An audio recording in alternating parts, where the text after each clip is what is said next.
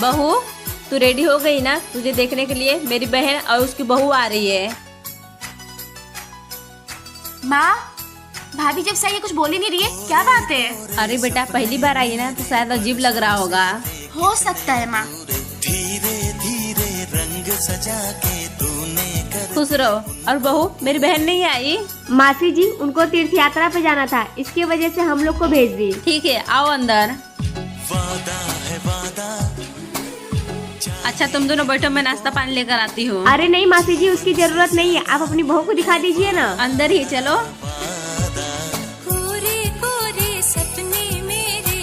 मासी जी, ये है आपकी बहू। हाँ बहू, यही है। क्यों, तू इसको जानती है क्या? हाँ मासी जी, ये मेरे कॉलेज की फ्रेंड है। ये तो अच्छी बात है, घर में तो किसी से बात नहीं करती है, शायद तुझसे बात कर ले। अरे मासी जी, ये बोलेगी कैसे? पहले से ही गूंगी है। क्या?